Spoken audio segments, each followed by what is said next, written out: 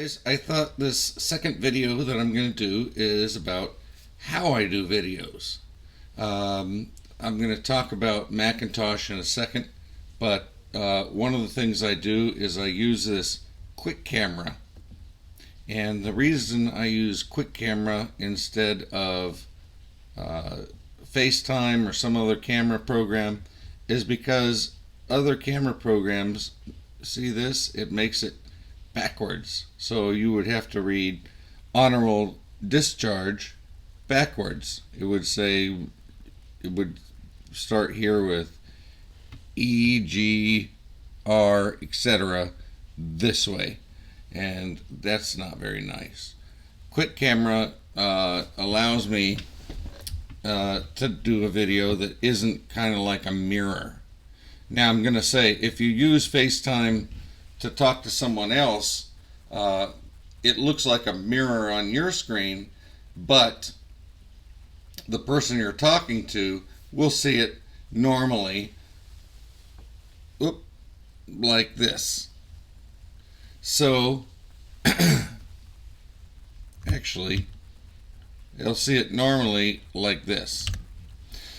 Now, cool thing about Quick Camera, it's free, and I can go to this Quick Camera option here, and I go to the borderless mode, and so notice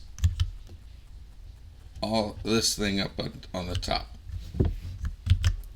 I go to camera, I go to borderless mode, and that's gone. Now I'm going to move it to the bottom of my screen like I usually do. I'm going to let my bar still be kind of active. And now I want to talk about Mac versus other operating systems. Look, I'm not a super Mac guy. I love Windows. I usually use Windows. The second operating system I use is Linux. That's great. But Mac makes it super easy to make these videos, so I use Mac to make the videos. Now, the first thing I actually do is I click Option Shift 5, and that brings up this little bar, and it says Capture Now because I'm already using it, so it's not going to say record. But if I'm just starting, it says record, and I start recording my screen. So that's actually native to Mac. You don't have to download an app or anything. It's just there. Now, the third thing I use is this thing called Demo Pro. It's a free program on the App Store, and what Demo Pro does is it allows me to click Control S, right? I click Control S, and then I can make these little lines. I can change the color. And then if I want to get rid of it, I click Control X, and it goes away. So that's how I make those little lines. Down in the description box, down below, there's going to be a link. And that link will take you to a page, a web page, that has a list of all the videos I've ever made. It's going to keep getting updated.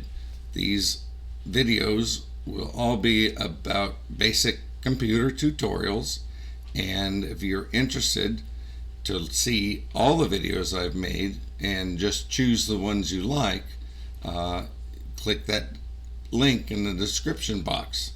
You'll go to a web page. It'll have a description of each video, very short one, and a link.